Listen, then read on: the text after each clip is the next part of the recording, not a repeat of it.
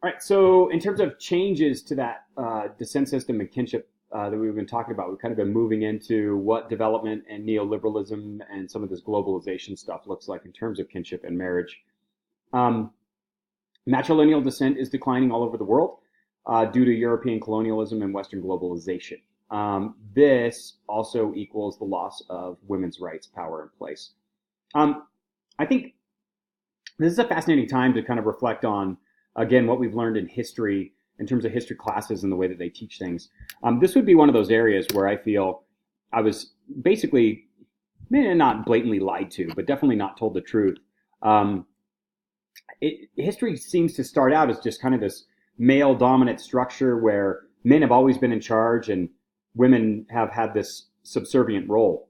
Um, and in reality, when we study indigenous groups and band level societies and kind of the archaeological record, we don't see this at all. It's not until civilization that men kind of start to reign in the power due to some of those security kind of things and land, and then we start to pass it down through the son and private property and all of those other things. Next thing you know, we have monuments of male figures like Ramses in Egypt. So this is one of those areas that we might want to kind of reflect on what we've been taught historically, and realizing that it hasn't always been true, that actually men and women, humans, for 250,000 years plus, have pretty much been equal in status. Remember, status, it doesn't necessarily mean that we have the same role all the time, but it means that we have equal job duties in terms of status.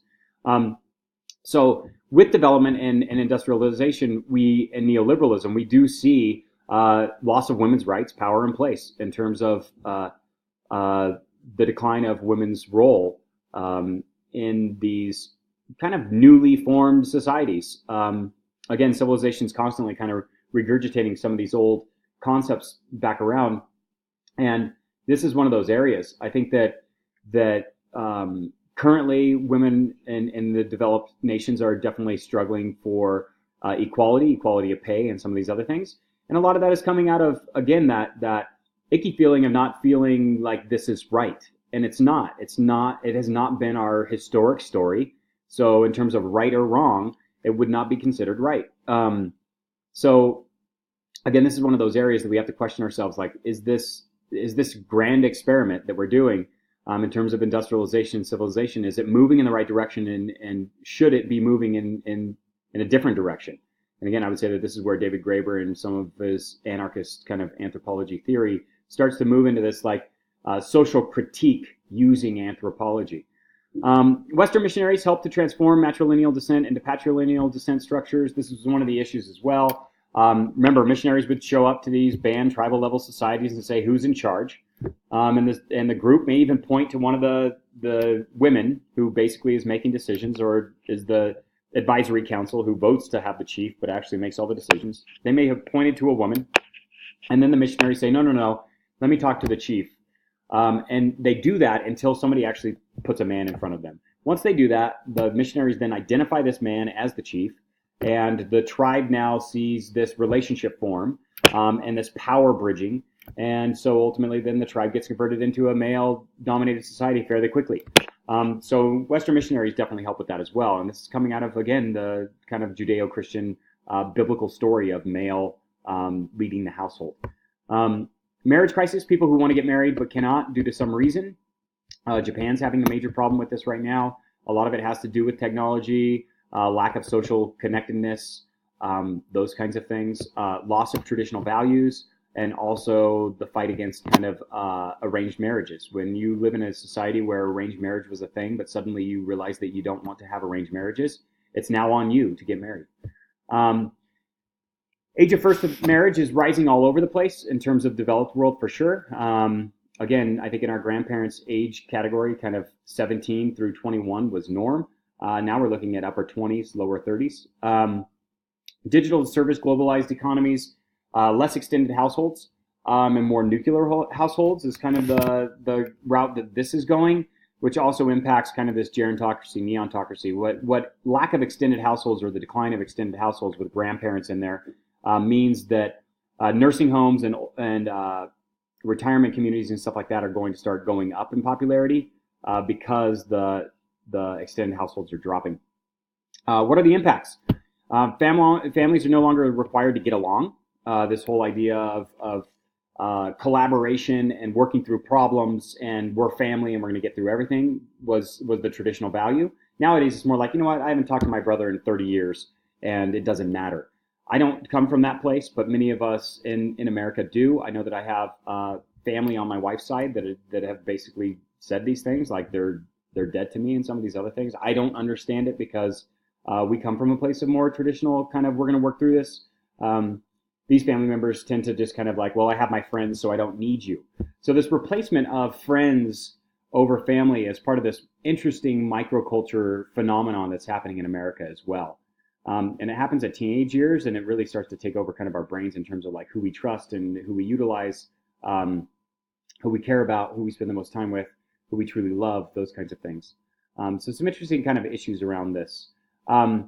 Ostracized, and thus the lack of role, place, and then kind of the microcultural identity. What it does form is, I've seen this kind of happen with my some of my wife's family, and even on my dad's side, there's kind of a spat there for a while. We've mended the issue, but a lot of times this happens around death. I know that in both cases that I'm referring to, it was a death of grandmother and death of uncle that caused these spats to basically turn into these ostracizations and loss of role and place. Kind of interesting to think about in terms of having maybe matriarch or patriarchs around that were kind of gluing the whole family together, and then when they're gone, the whole thing just kind of comes undone. It's like you're holding the jack-in-a-box inside the box, and then the lid breaks off, and all of a sudden all the springs and everything just blow out, and next thing you know, they're lying in all these different places in the country with no role or kind of function as a group. So there's a lot of some interesting heavy loaded things going on here. Culture change, some of these terms probably definitely need to be talked about. Enculturation, I've been talking about a lot. Remember, Boas studied enculturation. We're really looking at the process of people becoming cultured within their culture, right? So it's learning culture is basically what it means. It's not a negative term. Acculturation tends to be more when it can be negative when you take on new things and drop old traditional cultural pieces. Sometimes immigrants move to the country and they basically drop all their traditional elements of culture that they've held on to. This is a version of acculturation, but it's kind of their own decision. Some of the other acculturations are forced acculturation, where you're like, again, this would be the Native American children being taken out of their homes and put in boarding schools. That's forced acculturation or assimilation. Latent acculturation would be more about Hollywood and economic development. This is people all over the world watching our movies and seeing what American culture is doing, so then they start to imitate that. They start to change theirs.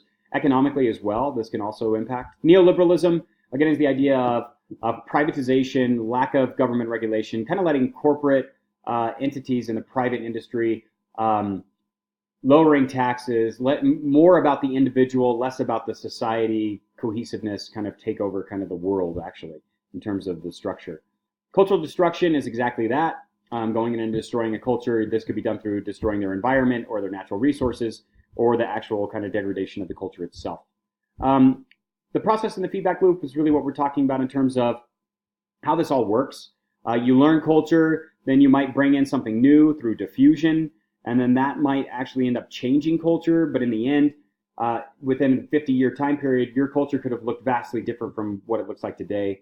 And it could be through a latent process or a more kind of forceful process, and this is all kind of part of this process and feedback loop in terms of cultural destruction or culture change.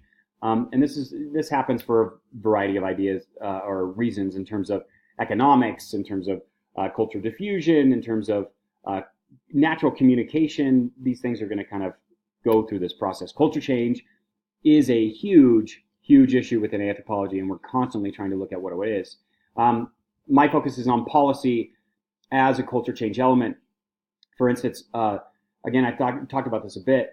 When we change policy from the Supreme Court or pass laws, people begin to change their minds and mentalities around things that really does actually change culture.